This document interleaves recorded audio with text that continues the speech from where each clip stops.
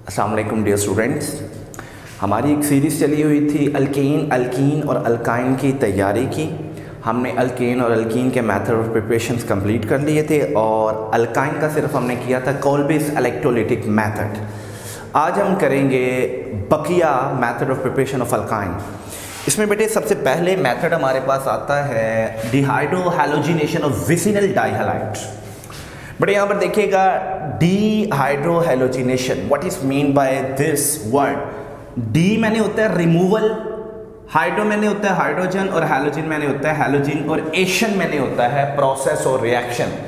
एक ऐसा रिएक्शन जिसमें हाइड्रोजन और हैलोजन रिमूव हो उसे हम कहते हैं डिहाइड्रोहैलोजिनेशन, यानी removal of hydrogen along with halogen, that is called as a dehydrohalogenation. और एक है हमारे पास विसिनल डाइहैलाइड, ये किसे कहते हैं? It is a type of dihalide in which two halogen atoms are present on adjacent carbon. ठीक है, डाइहैलाइड की एक ऐसी किस्म जिसमें दो हैलोजन एटम क्या होते हैं, आमने सामने कार्बन पर मौजूद होते हैं, उन्हें हम क्या कहते हैं? विसिनल डाइहैलाइड्स। विसिनिटी का मतलब क्या होता है? नेबरिंग, जो हमसाया और करीब हो। जी बच्चों, जब विसिनल डाइहैलाइड को हम अल्कोहलिक पोटेशियम हाइड्रोक्साइड के साथ ट्रीट करवाते हैं और टेम्परेचर देते हैं 80 डिग्री का, देन डिहाइड्रोहैलोजिनेशन टेक्स प्लेस, मतलब हाइड्रोजन और हैलोजन क्या होता है? रिमूव होता है।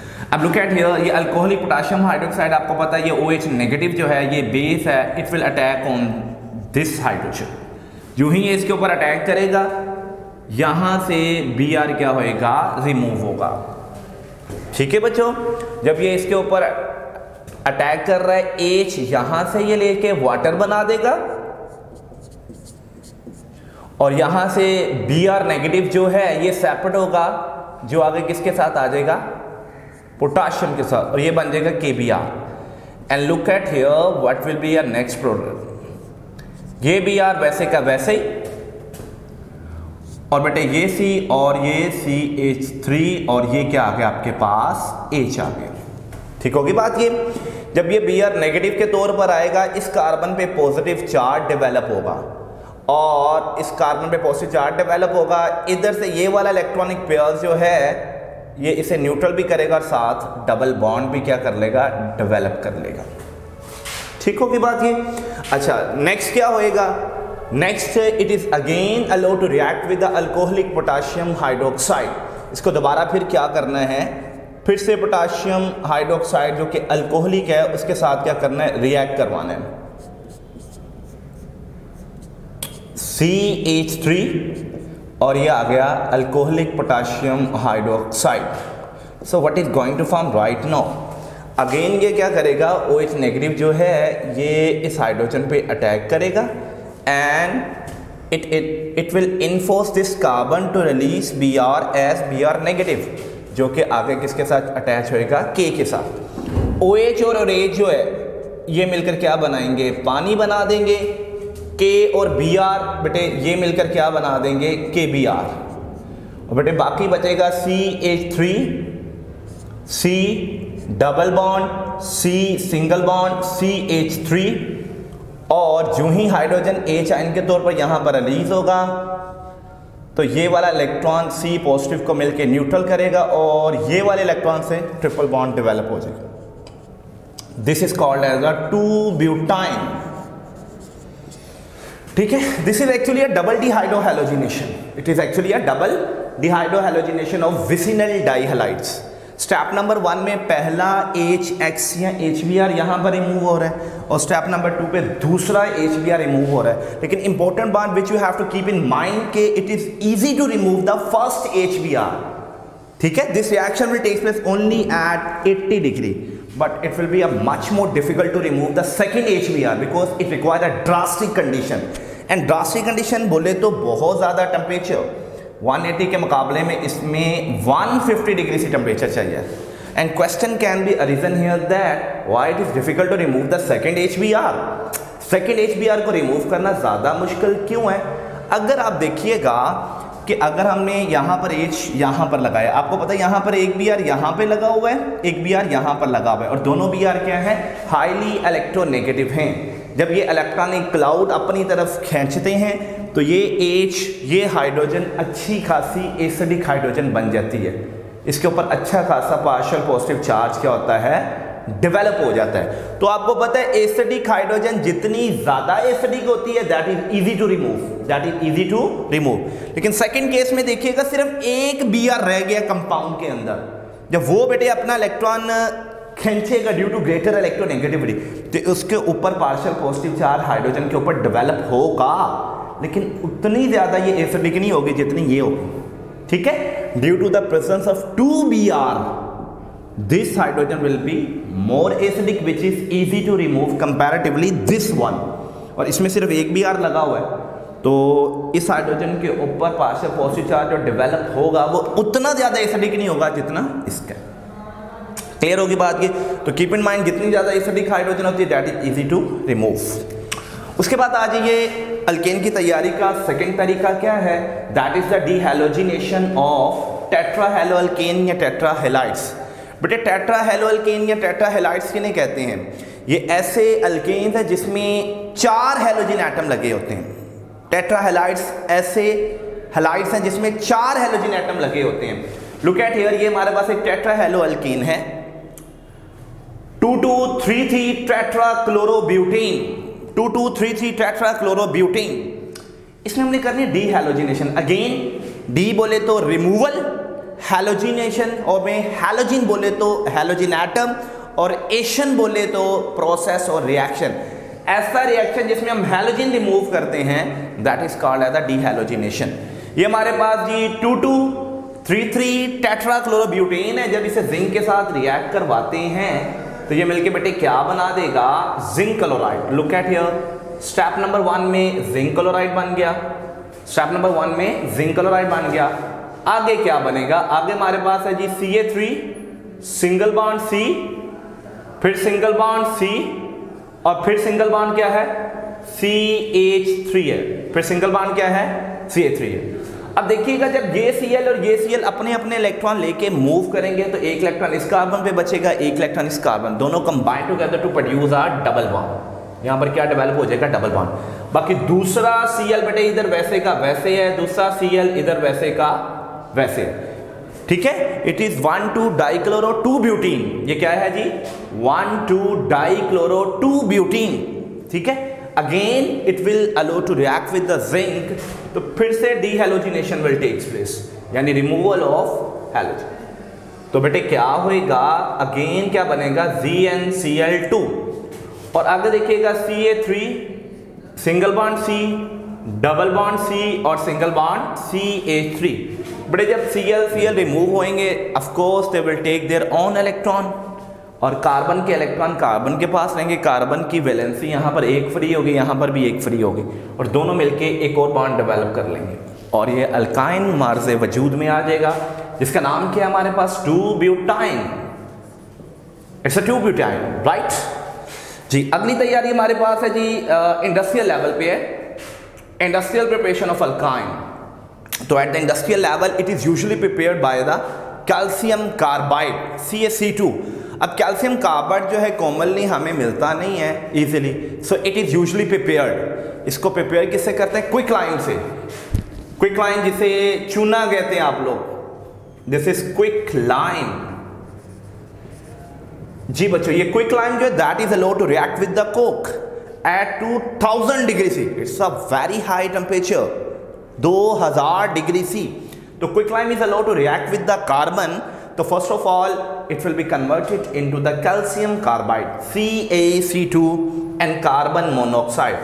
CaC2 can be expressed Ca single bond C, Ca single bond C and C और C के दरमियान क्या होएगा, triple bond. This is calcium carbide.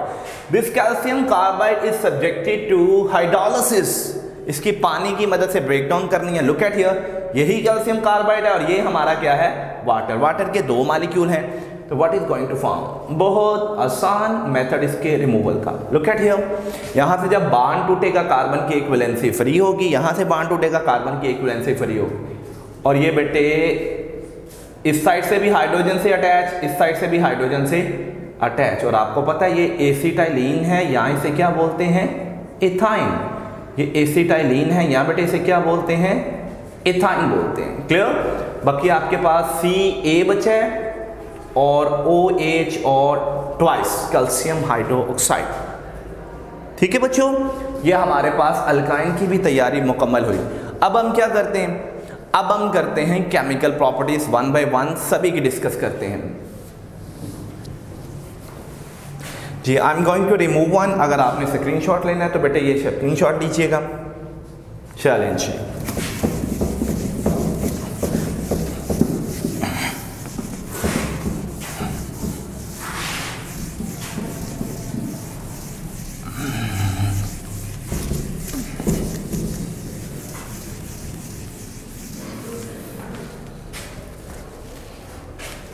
जी बच्चों नेक्स्ट हमारे पास आ जाता है chemical properties of alkane.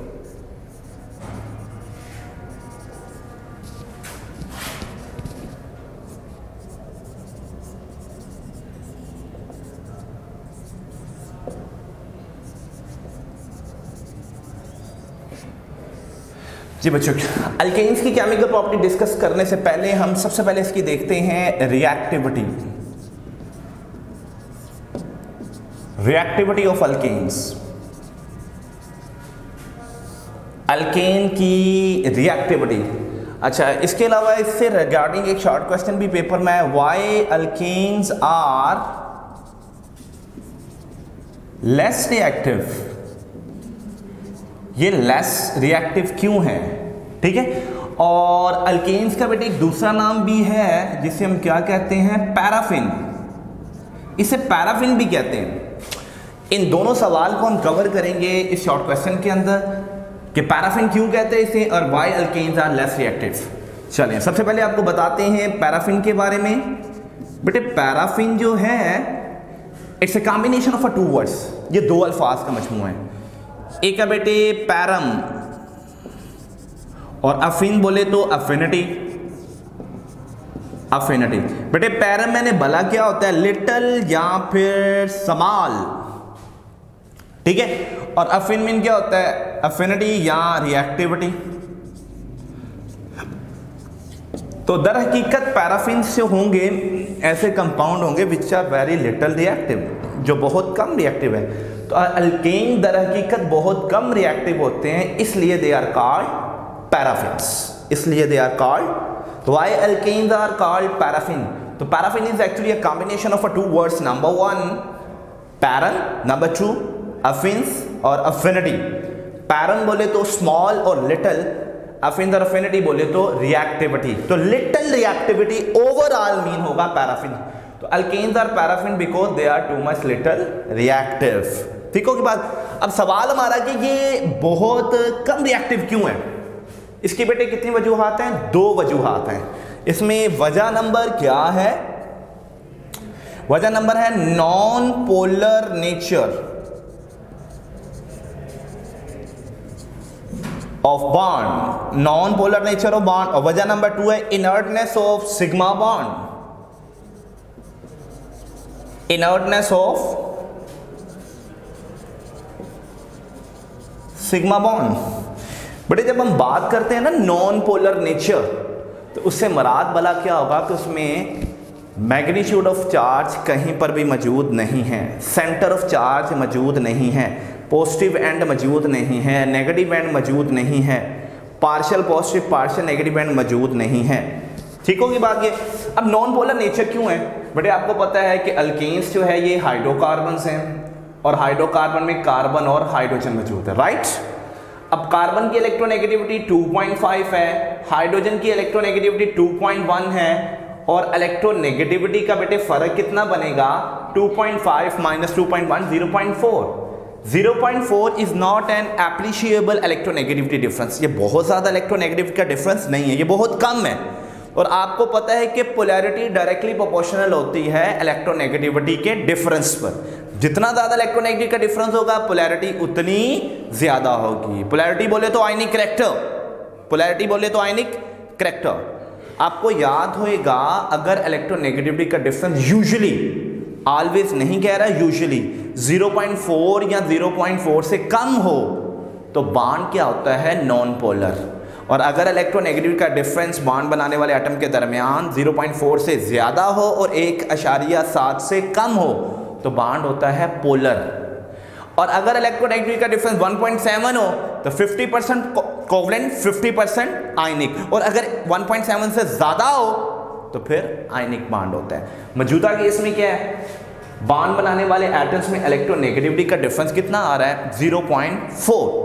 So it mean कि ये नॉन पोलर है। जब नॉन पोलर है, आयनिक करैक्टर नहीं है, इसका पॉजिटिव एंड नहीं है, इसका नेगेटिव एंड नहीं है, पार्शियल पॉजिटिव चार्ज नहीं है, पार्शियल नेगेटिव चार्ज नहीं है।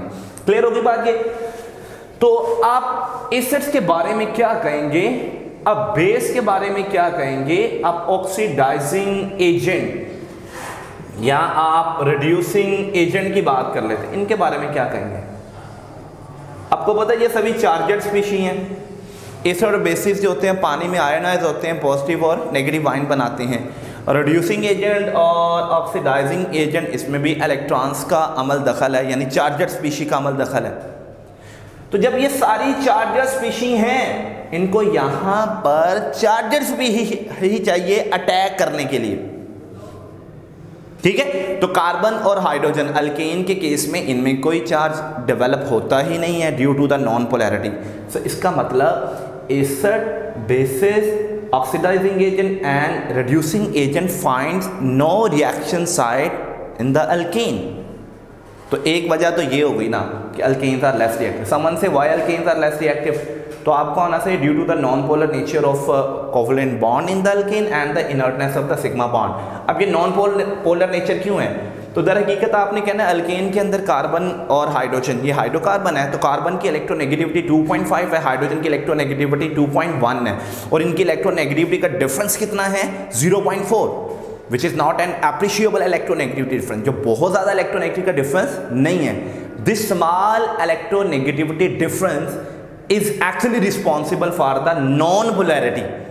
तो जब नॉन पोलैरिटी आ गई तो आपको पता है पॉजिटिव नेगेटिव बैंड नहीं बनेगा, partial positive partial negative band नहीं बनेगा, चार्ज का कोई सेंटर पर्टिकुलर नहीं होगा। लिहाजा फिर acid, bases, oxidising agent and reducing agent find no reaction site on the alkane. अच्छा, दूसरा आ जाता है इनर्टनेस ऑफ सिग्मा बॉन्ड।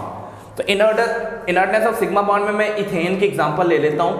आपको पता है इथेन में जो सिग्मा बॉन्ड डेवलप होता है वो हेड टू हेड ओवरलैपिंग से बनता है, जिसको लीनियर ओवरलैपिंग भी कहते हैं, जिसको हम लीनियर ओवरलैपिंग भी कहते हैं। This is the structure of ethane, ठीक है, when it is subjected to a hybridisation. अब आपको पता है ये sp3 और sp3, ये दोनों एटम के न्यूक्लियस को मिलाने वाली लाइन क्या कहलाती है? This is the internuclear axis, यहां से बोलते हैं the line joining the, this is दोनों एटम के न्यूक्लियस को जोड़ने वाली लाइन को हम क्या कहते हैं? The line joining the nuclei, the line joining the nuclei, ठीक है। और इसी को क्या बोलते हैं हम पुत्र? Internuclear axis. अच्छा, अल्केन में क्या होता है?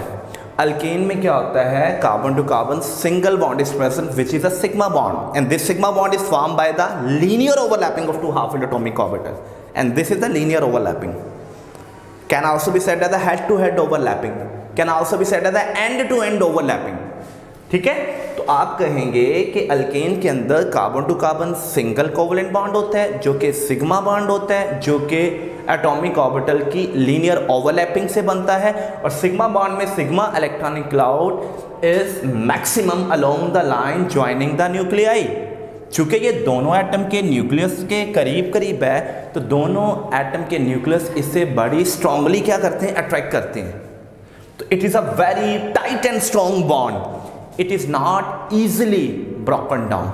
सो इट्स इलेक्ट्रॉन और the sigma electron are not easily expose to be attack by the electrophile, neither they can act as a nucleophile. इसलिए हम क्या कहते हैं कि अल्केन्स क्या है? लेस रिएक्टिव है, ठीक होगी बात ये। लेकिन under suitable condition alkanes can give two type of reaction. Number one, thermal and catalytic reaction, thermal and catalytic reaction, and number two, substitution reaction. Number two,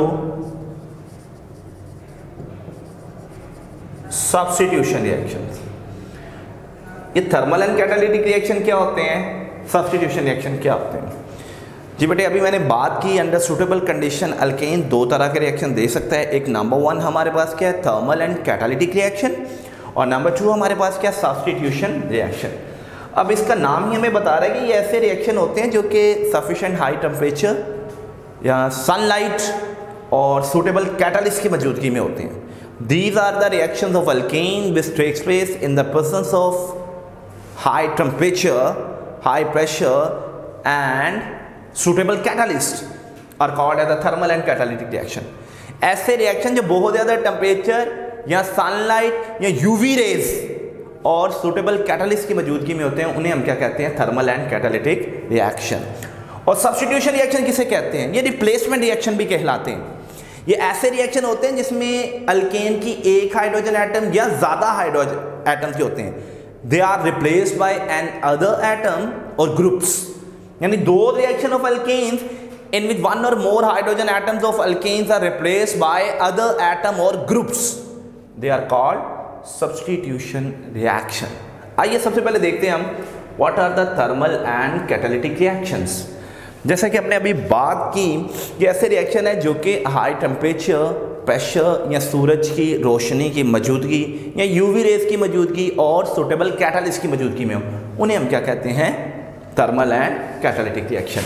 अब इसकी एक बेहतरीन मिसाल पुत्र हमारे पास कौन सी है, कंबस्चन, जिसे आप उर्फे आम क्या कहते हैं, जलने का अमल।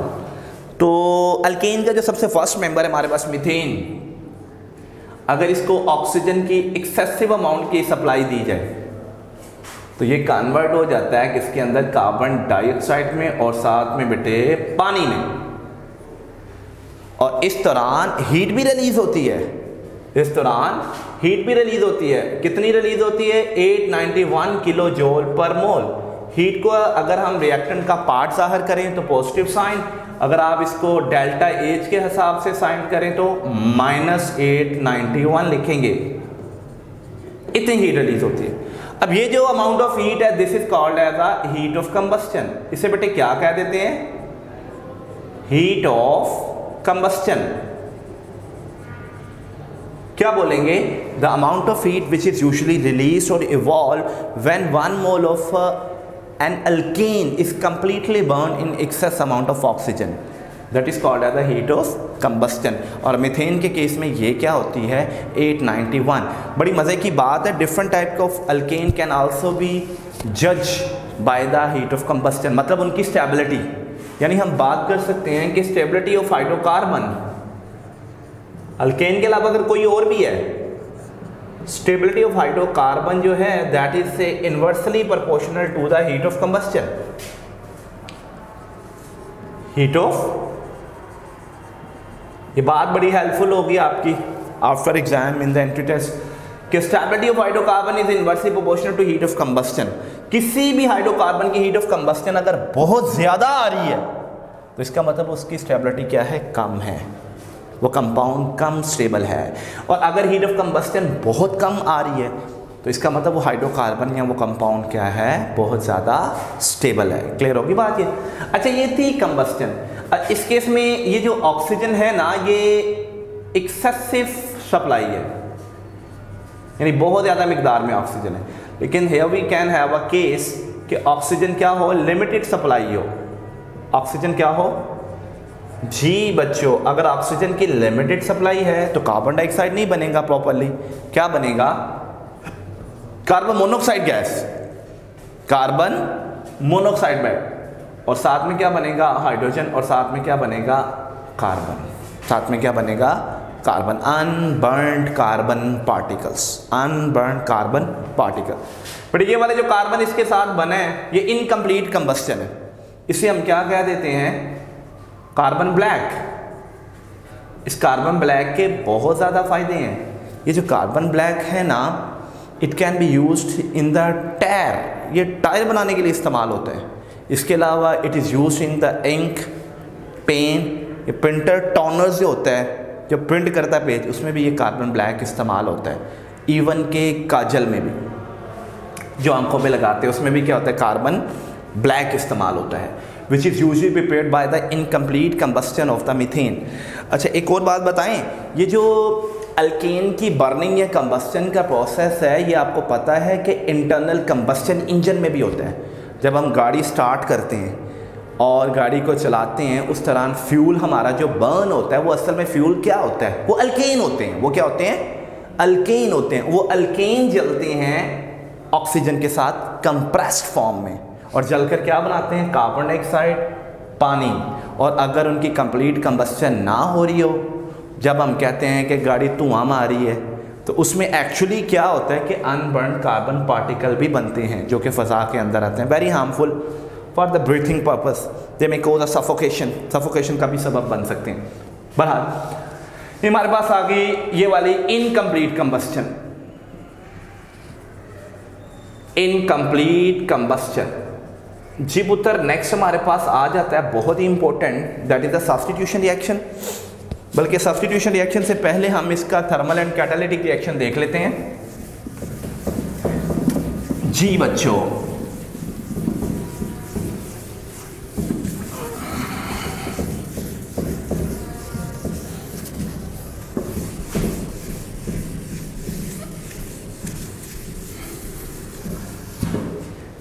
ये बेटे दोनों तरह की क्या है? It's an oxidation process. ये दोनों क्या है पुत्र? ऑक्सीडेशन प्रोसेस, जो कि सिर्फ और सिर्फ किसकी मौजूदगी में हो रहे हैं? हाई टेम्परेचर की मौजूदगी में। ठीक है, अभी भी हम देख रहे हैं ऑक्सीडेशन, लेकिन ये ऑक्सीडेशन क्या कहलाएगी? Catalytic oxidation. इसका नाम बेटे क्या है?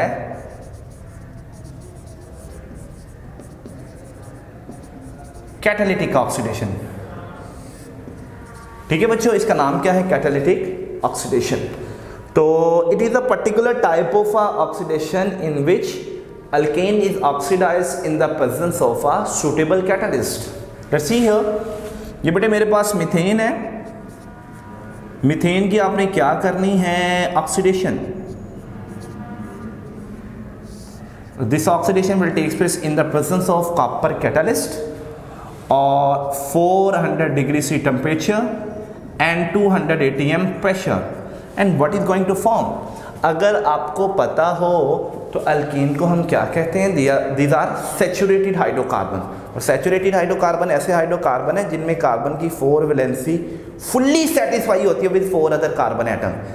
And why are they called saturated? They are called saturated because no more hydrogen और other group can be added in them. ये बड़ी इंपॉर्टेंट बात है।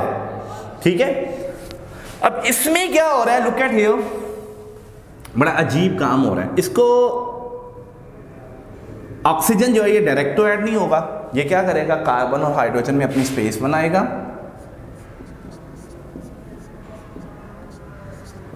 एंड लुक एट हियर, ये क्या बना दिया इसने? Methyl alcohol. Alcohol, this is called methyl alcohol, या इसे क्या बोलते हैं बेटे? मिथानॉल। अच्छा, अगली बात देखिएगा, ये मिथाइल अल्कोहल जो है फर्दर इसी सूटेबल कंडीशन में क्या होगा? ऑक्सीडाइज होगा।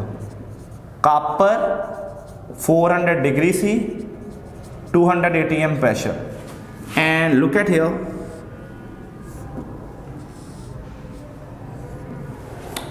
What is going to remove? Overall water बेटे इसमें से बनेगा। जब वाटर बनेगा, look at here, hydrogen carbon के साथ अटैच है, कार्बन के साथ, ये कार्बन आगे फिर से हाइड्रोजन के साथ अटैच है, ये कार्बन आगे ऑक्सीजन के साथ अटैच है। ठीक होगी बात ये? फिर जब यहाँ से हाइड्रोजन मूव करेगा, एक वैलेंसी ऑक्सीजन की सही होगी और एक वैलेंसी कार्बन की, तो कार्बन और ऑक्सीजन के मिलकर क्या बना देंगे? Double bond. This is called as a formaldehyde. It is also written as HCHO। इसे बेटे फॉर्मल्डिहाइड भी कहते हैं, और इसी का बेटे आईयूपैक नेम क्या है? मीथानल। मीथानल। ठीक है, इसकी फर्दर ऑक्सीडेशन होगी।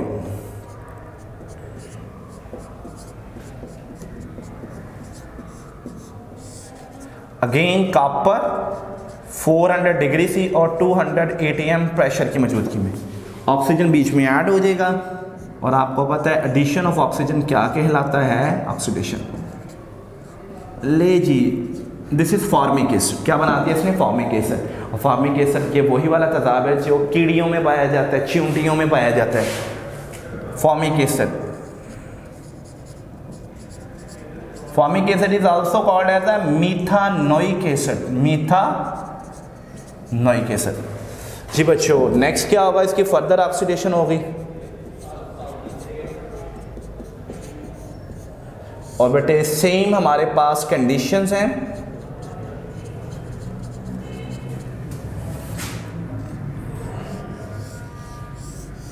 लुक एट हियर, इसमें से क्या रिमूव होगा, पानी।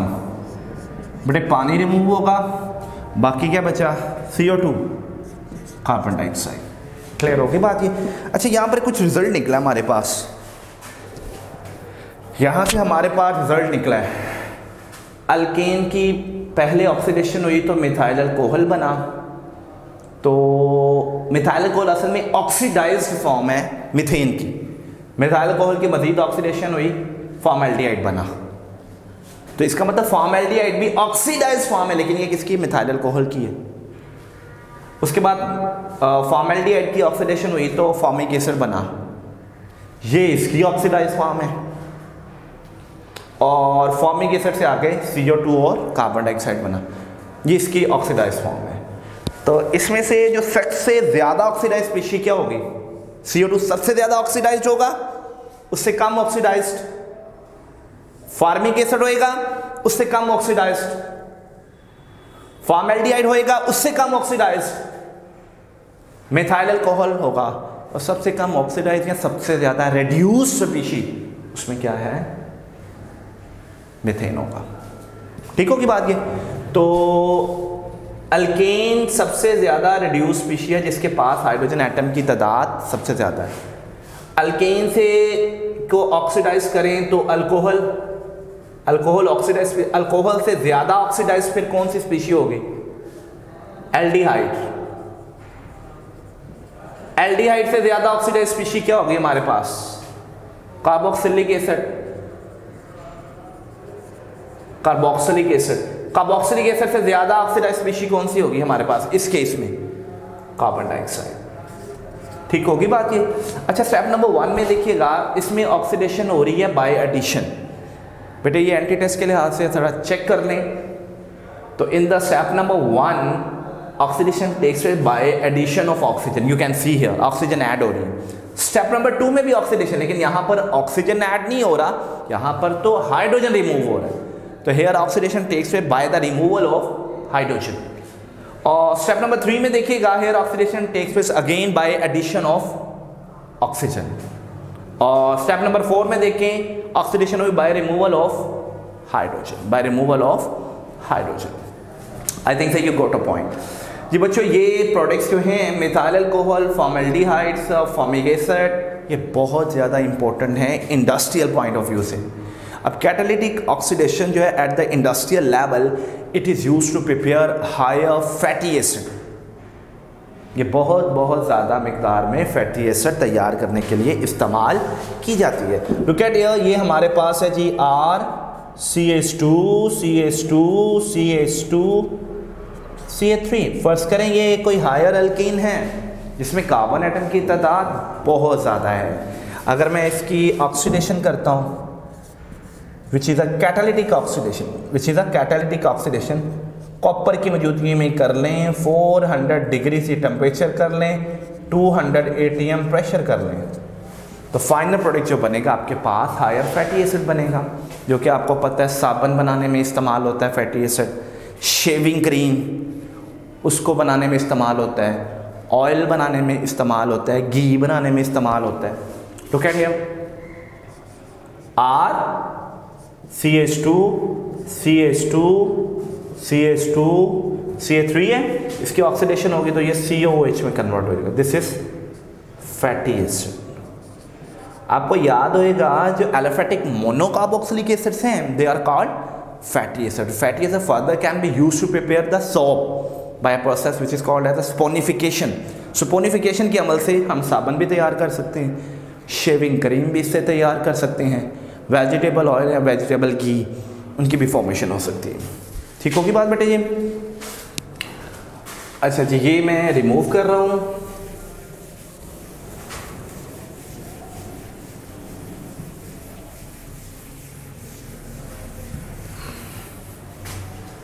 जी बच्चों, नेक्स्ट हमारे पास आ जाता है सब्स्टिट्यूशन रिएक्शन। ये कौन सी?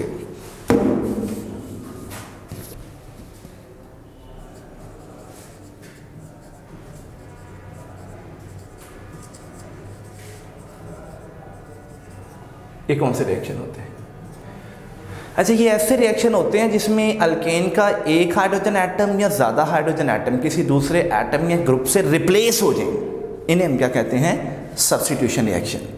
Those reaction of alkane in which one or more hydrogen atom of alkanes are replaced by other atom or groups, they are called substitution reactions। उन्हें हम क्या कहते हैं? सब्स्टिट्यूशन रिएक्शन कहते हैं। ठीक होगी बात ये। अब इसकी एक बेहतरीन मिसाल सब्स्टिट्यूशन रिएक्शन की क्या है जी? नाइट्रेशन। नाइट्रेशन को करने से पहले आपको बता दूं कि ये नाइट्रो ग्रुप के बारे में, ये NO2 ग्रुप को हम क्या कहते हैं? Nitro group. तो नाइट्रेशन क्या हुआ है? It is the type of a substitution reaction in which hydrogen atom of alkane is replaced by nitro group.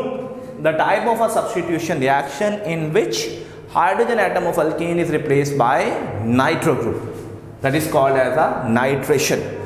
और नाइट्रेशन जो है ना, it is a vapour phase nitration, ये वेपर फॉर्म में होती है। Here we have a methane.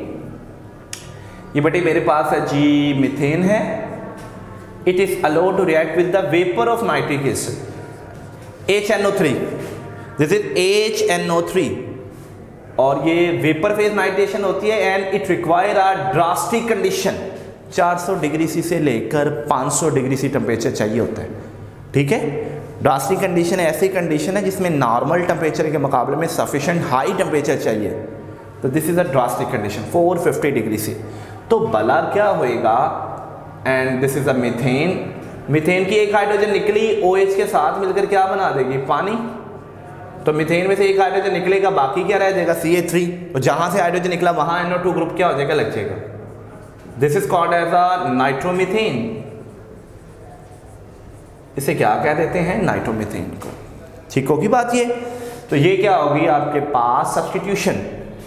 ऐसे reaction जिसमें अल्केन की हाइड्रोजन नाइट्रो ग्रुप से रिप्लेस हो जाए उसे हम क्या कह देते हैं? नाइट्रेशन। उसे हम क्या कह देते हैं? नाइट्रेशन। ठीक होगी बात ये।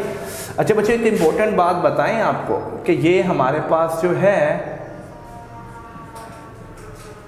ये इथेन है ना, इथेन, इसकी भी नाइट्रेशन हो सकती है,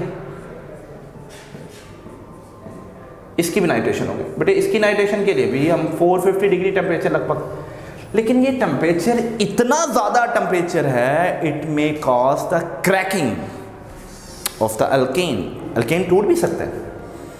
यानी एक केस में तो क्या होगा हमारे पास? सीधा सीधा इसमें क्या बनेगा? दिस वन कि एक हाइड्रोजन निकला, OH के साथ मिलकर उसने क्या बनाया? पानी। एक केस तो ये है।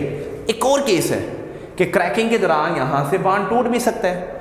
यहां से बॉन्ड टूटा तो बाकी क्या बचेगा? Methyl radical. उस मिथाइल रेडिकल के साथ क्या होगा? NO2 ग्रुप लग जाएगा, नाइट्रोमीथेन। यानी इसके प्रोडक्ट दो तरह के होंगे, एक हो सकता है नाइट्रो इथेन, एक हो सकता है नाइट्रोमीथेन। ठीक हो की बात? अच्छा, इसी तरह हम प्रोपेन की बात करते हैं। CH3 CH2 CH3 ये प्रोपेन है। इसमें आपने मॉलिक्यूल क्या करना है? इसका दो कर लो। तो प्रोपेन के केस में देखिए कि how many products can form. फिर से 450 डिग्री सी टेम्परेचर आपने बेटे प्रोवाइड किया। तो एक केस तो आपके पास क्या है? CH3 CH2 और साथ में क्या कर? नाइट्रोप्रोपेन। तो आपको पता है कि इधर दो लगा लें आप। आपको पता है कि एक H निकला, OH के साथ मिलकर इसने क्या बना दिया? पानी बना दिया। अब केस नंबर 2 क्या है? केस नंबर 2 क्या है कि यहाँ से बॉन्ड ब्रेक भी तो हो सकता है, क्योंकि 450 degree is sufficiently high temperature.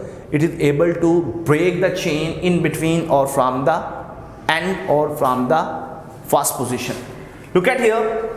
तो इट विल फॉर्म द, अब यहाँ पर दो तरह के प्रोडक्ट बन रहे हैं। एक आपको पता है पीछे इथाइल फ्री रेडिकल आ गया ना, कि यहां भी NO2 ग्रुप लग सकता है,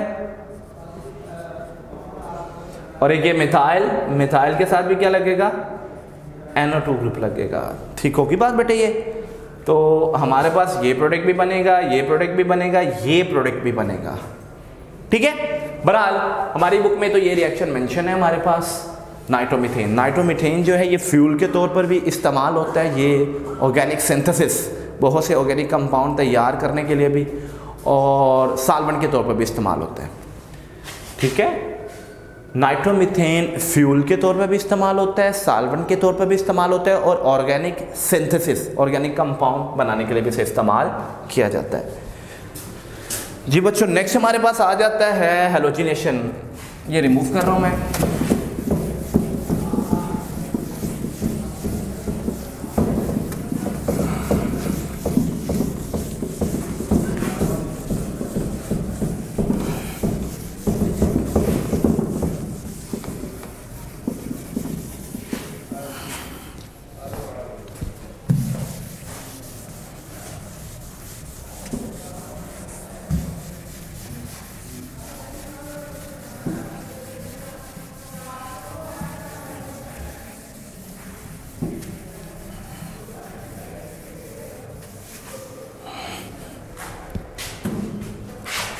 जी बच्चों, नेक्स्ट आ गया हमारे पास हैलोजिनेशन।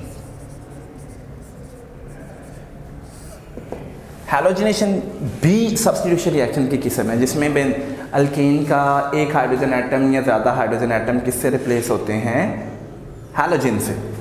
हम प्रॉपरली इसे कह देते हैं the successive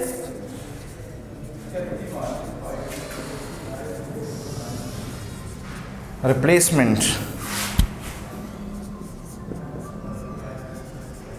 of hydrogen atoms of alkane one by one by halogen atoms by is called halogenation। उसे हम क्या कह देते हैं? Halogen. The successive replacement of hydrogen atom of alkane one by one by halogen atom is called halogenation.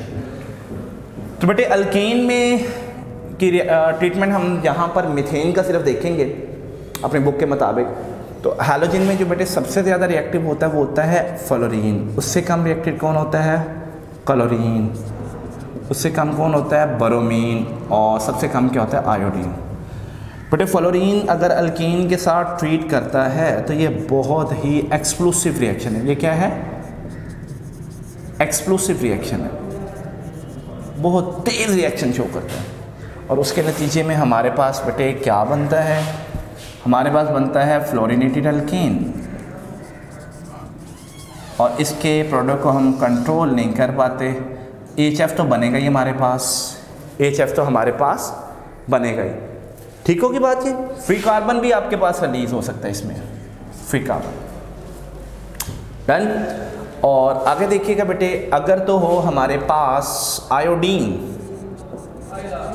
Alkane plus I2, ये बहुत slow reaction है। और दूसरा ये रिवर्सिबल रिएक्शन है। दूसरा ये क्या है? रिवर्सिबल रिएक्शन है। ठीक होगी ना बात? तो इससे हमारे पास क्या बन सकता है? ऑफ कोर्स आयोडो अल्केन तो बनेगा ही, लेकिन इसके साथ क्या बनेगा? HI। आपको बताते चले जाए, HI बहुत अच्छा रिड्यूसिंग एजेंट है। यानी ये आयोडो अल्केन को दोबारा हाइड्रोजन देके दोबारा फिर क्या बना देगा? अल्केन। तो इंडस्ट्रियल पॉइंट ऑफ व्यू से ये इकोनॉमिकल नहीं ठहरेगा, बहुत सूटेबल रिएक्शन नहीं, बहुत स्लो रिएक्शन है। कि अल्केन जब आयोडीन के साथ रिएक्ट करता है तो आयोडो अल्केन और HI बनाता है। HI बताते खुद क्या एक बहुत अच्छा रिड्यूसिंग एजेंट है। ये इसको आयोडो अल्केन को दोबारा फिर हाइड्रोजन देकर दोबारा फिर क्या बना देगा? अल्केन। तो इसका मतलब जो हमारे पास सूटेबल बचे जो मॉडरेट रेट के साथ रिएक्शन करते हैं वो कौन से हैं? क्लोरीन और ब्रोमीन। तो क्लोरीन अगर हम मिथेन की एग्जांपल ले लेते हैं, लेट क्लोरीन बेटे अगर इसके साथ रिएक्ट करती है तो हमारे पास भला क्या बन सकता है? मिथाइल क्लोराइड या क्लोरोमीथेन, डाइक्लोरोमीथेन और ट्राइक्लोरोमीथेन बन सकता है हमारे पास, और टेट्राक्लोरोमीथेन। इसके साथ क्या बनेगा? HCl। ये कब केस होता है? जब हमारे पास क्या होता है? क्लोरीन एक्सेसिव अमाउंट हो, ये तब केस होगा। ठीक होगी बात ये? लेकिन अगर केस हमारे पास क्या है, CH4, Cl2 क्या है, ये बेटे लिमिटेड सप्लाई है, Cl2 क्या है, लिमिटेड सप्लाई है, जबकि मीथेन क्या है, ये methane is excessive supply, methane काफ़ी ज़्यादा मिकदार में है। तो फिर बेटे मेजर प्रोडक्ट्स कौन सा बनेगा, मोनो सब्स्टिट्यूटेड एल्केन, तो साथ में HCl, साथ में क्या होगा, HCl बनेगा। ठीक होगी बात की। तो ये बेटे अगर अल्केन का एक हाइड्रोजन एटम किसी दूसरे एटम या ग्रुप से रिप्लेस होगा तो रिजल्टिंग प्रोडक्ट कहलाएगा मोनो सब्स्टिट्यूटेड एल्केन। अगर अल्केन के दो हाइड्रोजन एटम किसी दूसरे एटम या ग्रुप से रिप्लेस हो रहे हैं तो रिजल्टिंग प्रोडक्ट को बोलेंगे डाई सब्स्टिट्यूटेड अल्केन। और अल्केन के अगर बहुत ज़्यादा हाइड्रोजन एटम किसी दूसरे एटम या ग्रुप से रिप्लेस हो जाएंगे तो रिजल्टिंग प्रोडक्ट कहलाएगा पॉली सब्स्टिट्यूटेड अल्केन। ठीक है, तो आपको पता है poly substitution can take place if we have an excessive amount of halogens.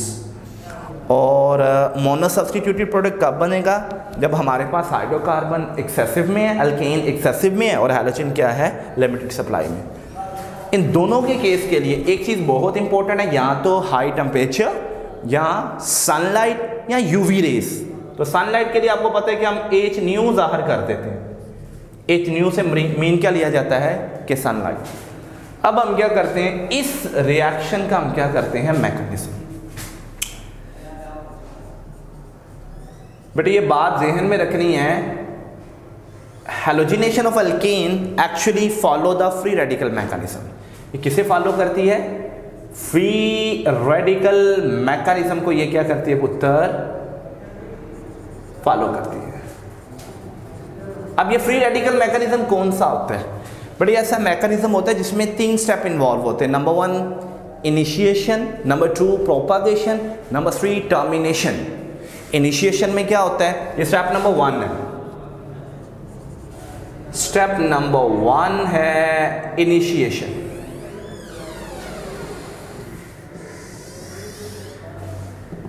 और स्टेप नंबर 2 है बेटे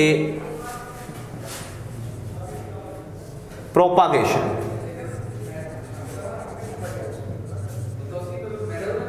और बेटे स्टेप नंबर 3 है हमारे पास टर्मिनेशन।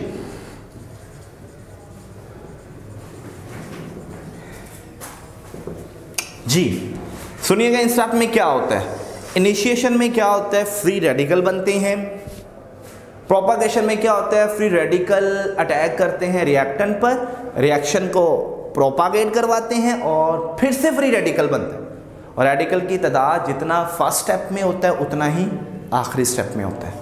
ठीक है, इनिशिएशन में रेडिकल्स बनते हैं, प्रोपागेशन में रिएक्शन स्टार्ट होता है, रिएक्शन चलता है और आखिर में रेडिकल भी उतने ही बचते हैं जितना पहले स्टेप में इस्तेमाल होते हैं। और टर्मिनेशन में क्या होता है, हर तरह के रेडिकल आपस में मिलकर रिएक्शन को टर्मिनेट कर देते हैं। तो मीथेन की हैलोजिनेशन या क्लोरीनेशन में देखेंगे तो सबसे पहले हमारे पास है जी क्लोरीन। इसको जब सनलाइट मिलेगी तो ये बॉन्ड ब्रेक हो जाएगा, एक इलेक्ट्रॉन इधर आ जाएगा, एक इलेक्ट्रॉन इधर आ जाएगा। बट एक चीज़ आपको बता दूं, फर्ज करेंगे मेरे पास A और B के दरमियान बॉन्ड है, तो यहाँ पर मेरे पास ना 2 केस है। केस नंबर 1, ये बॉन्ड टूटे, एक इलेक्ट्रॉन A को वापस और एक इलेक्ट्रॉन B को वापस। इस तरह का जो टूटने का अमल है ना, this is called as a homolytic fission. इसे को होमोलाइसिस भी कहते हैं। It is a type of a bond breakage in which both the bonded atom takes one electron from the shared pair of electron। यानी homolytic fission, homolysis, ये ऐसी bond breakage की type है जिसमें बॉन्ड टूटने के बाद जो दोनों बॉन्डेड एटम थे वो शेयर्ड इलेक्ट्रॉन पेयर का एक इलेक्ट्रॉन कैरी करते हैं। दिस इज होमोलिटिक फिशन या होमोलाइसिस। और केस नंबर 2 क्या होता है बेटे, केस नंबर 2 होता है कि ये एक एटम पूरा शेयर्ड इलेक्ट्रॉन पेयर ले ले। अब अगर एक एटम पूरा शेयर्ड इलेक्ट्रॉन पेयर ले ले तो जिससे लिया है उसके ऊपर पॉजिटिव चार्ज और जिसने ले लिया उसके ऊपर negative charge. This is called as heterolytic fission. It can also be said as heterolysis. यानी it is a type of a bond breakage in which both the bonded atom takes shared electron pair. In what way? इस अंदाज के साथ ही कि only one atom take the shared electron pair. ठीक है, वो दोनों एटम की अगर हम बात करें कि वो किस तरह बॉन्डिंग इलेक्ट्रॉन पेयर क्या करते हैं, लेते हैं कि उनमें से दोनों नहीं लेते, सिर्फ एक ही एटम क्या करता है, शेयर्ड इलेक्ट्रॉन पेयर को लेता है। तो बी लेगा तो बी के ऊपर नेगेटिव चार्ज आ जाएगा, तो ए के ऊपर पॉजिटिव। ये बेटे आ गया हमारे पास होमोलाइसिस, या इसे क्या बोलते हैं, होमोलिटिक फिशन, इसे क्या बोल देते हैं, हेट्रोलिटिक फिशन। इसे क्या बोल देते हैं बेटे, हेट्रोलाइसिस या हेट्रोलिटिक फिशन। दोबारा देखिएगा कि होमोलाइसिस में जब ये बॉन्ड ब्रेकेज की एक ऐसी किस्म है जिसमें जब बॉन्ड टूटता है तो बॉन्ड बनाने वाले जो दोनों एटम है वो शेयर्ड इलेक्ट्रॉन पेयर का एक एक इलेक्ट्रॉन कैरी करते हैं। जबकि हेट्रोलिटिक फिशन या हेट्रोलाइसिस में क्या होता है, बॉन्ड ब्रेकेज के बाद दोनों बॉन्डेड एटम में से एक बॉन्डेड एटम क्या करता है, मुकम्मल शेयर्ड इलेक्ट्रॉन पेयर अपने पास रख लेते हैं। लुक एट हियर, ठीक होगी बात ये जी बच्चों। बहरहाल हम देखते हैं मैकेनिज्म देख रहे थे। तो सबसे पहला स्टेप था हेलोजिनेशन ऑफ अल्केन का इनिशिएशन, जिसमें फ्री रेडिकल बनने, Cl और Cl सबसे टूटेंगे, तो it is a type of a homolytic fission. But homolytic fission में क्या करना है, दोनों बॉन्ड बनाने वाले एटम ने शेयर्ड इलेक्ट्रॉन पेयर का एक इलेक्ट्रॉन कैरी करना। तो एक इलेक्ट्रॉन की मूवमेंट के लिए आपने सिंगल बार्बर्ड एरो इस्तेमाल करना है। बेटे this is called as single barbed arrow, this is called as double barbed arrow. ये सिंगल बार्बर्ड एरो है, ये double barbed arrow. Single barbed arrow जो है ये एक इलेक्ट्रॉन की मूवमेंट को जाहिर करता है, जबकि डबल बार्बर्ड एरो दो इलेक्ट्रॉन की मूवमेंट को शो करता है। अब ये सिंगल बार्बर्ड एरो है, तो एक इलेक्ट्रॉन बेटे इस क्लोरीन के पास आ गया, एक इलेक्ट्रॉन इस क्लोरीन के पास, ये दोनों क्या है, क्लोरीन फ्री रेडिकल है, क्लोरीन फ्री रेडिकल है। अब अगला स्टेप देखिएगा, प्रोपागेशन में क्या होगा, ये रिएक्शन को स्टार्ट कर देंगे। लुक एट हियर, ये रिएक्शन को स्टार्ट कर रहे हैं, तो एक क्लोरीन फ्री रेडिकल आया है, और अब क्या होगा, फिर से होमोलिटिक फिशन, तो क्या होगा, CH3 एक इलेक्ट्रॉन इधर आ गया, और H का जो इलेक्ट्रॉन है और Cl का जो इलेक्ट्रॉन है ये मिलकर क्या बना देंगे, HCl। ये एक फ्री रेडिकल बन गया, ये क्या बन गया, एक फ्री रेडिकल बन गया। अब यहां पर स्टेप नंबर 2 में क्या आएगा, ये मिथाइल फ्री रेडिकल जो बना हुआ है ये आगे एक और क्लोरीन के मॉलिक्यूल को पंगा देगा, ये होमोलिटिक फिशन, ये कार्बन का इलेक्ट्रॉन और ये क्लोरीन का इलेक्ट्रॉन, ये बेटे आपस में मिलकर क्या बना देंगे, CH3Cl, chloromethane. This is called chloromethane, और बनेगा क्लोरीन फ्री रेडिकल। ठीक है बेटे, और आगे एक क्लोरोमीथेन जो है it will be further disturb by the chlorine free radical. अब के बाद क्या होएगा, ये चीज इधर एक इलेक्ट्रॉन, और हाइड्रोजन अपने इलेक्ट्रॉन से किसके साथ जुड़ जाएगा, HCl के साथ। किसके साथ बेटे जुड़ जाएगा, HCl के साथ। ये हमारे पास एक फ्री रेडिकल आ गया। अब ये फ्री रेडिकल क्या करेगा, एक और क्लोरीन का मॉलिक्यूल डिस्टर्ब करेगा, और इधर होमोलिटिक फिशन, एक इलेक्ट्रॉन इधर शिफ्ट होगा, एक इधर, और आगे ये किसके साथ अटैच हो जाएगा, इसके साथ HCH, और बेटे Cl इधर लग गया, Cl इधर लग गया। This is chlorine free radical, this is dichloromethane. ये क्या हमारे पास, डाइक्लोरोमीथेन।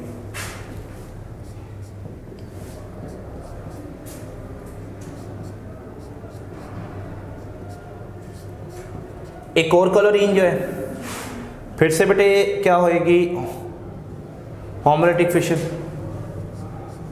HCl Cl, ये इसके ऊपर इलेक्ट्रॉन आ गया, और ये वाला HCl के साथ मिलकर क्या बना देगा, HCl। ये एक और फ्री रेडिकल आ गया हमारे पास। ये फ्री रेडिकल क्या करेगा पुत्र, HCl Cl एक और क्लोरीन के मॉलिक्यूल को डिस्टर्ब करेगा, और ये इसके साथ आके जुड़ जाएगा। HCl, Cl और Cl, दिस इज कॉल्ड ट्राइक्लोरोमीथेन, इसी को क्लोरोफॉर्म भी कहते हैं।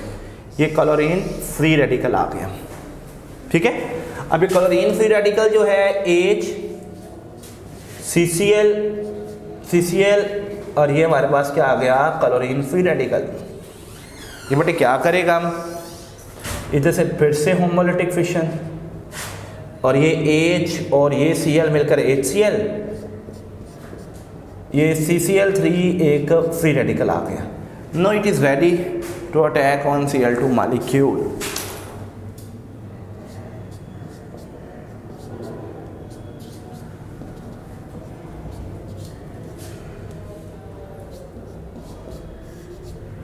ये फिर से होमोलिटिक फिशन, और ये Cl क्या हो जाएगा, इस C के साथ जुड़ जाएगा। दिस इज कॉल्ड एज ट्राइक्लोरोमीथेन, और ये क्लोरीन फ्री रेडिकल। जी बच्चों, मैंने बताया था कि स्टेप नंबर 1 में जितने रेडिकल इस्तेमाल होंगे आखिर में उतने ही रेडिकल, और आपने ये भी देखा कि मीथेन की हाइड्रोजन एक एक कर किससे सब्सटीट्यूट या रिप्लेस होती गई है, Cl से, बाय फ्री रेडिकल मैकेनिज्म। तो इनिशिएशन में हमने बात की थी कि रेडिकल बनेंगे, प्रोपागेशन में रिएक्शन चलेगा, प्रोपागेट करेगा, और साथ में फ्री रेडिकल भी बनेगा, और उस रेडिकल की तादाद लास्ट में उतनी ही होगी जितनी स्टेप नंबर 1 में हमने इस्तेमाल की थी। जबकि टर्मिनेशन में क्या होगा, हर तरह के रेडिकल आपस में मिलेंगे और मिलकर रिएक्शन को क्या कर देंगे, प्रोपागेट कर लेंगे। अब देख रहे हैं रेडिकल तो काफ़ी टाइप के हैं, ये रेडिकल भी बीच में बने हुए हैं, तो ये मिलकर क्या बना देंगे, Cl2। मिथाइल रेडिकल भी है और Cl रेडिकल भी है, ये मिलकर क्या बना देंगे, मिथाइल क्लोराइड। और मिथाइल रेडिकल ये बेटे आपस में मिलकर क्या बना देंगे, ethane. And this is the termination process. This is a termination process. And here you can see, here is a successively replacement of hydrogen by the halogen atom takes place.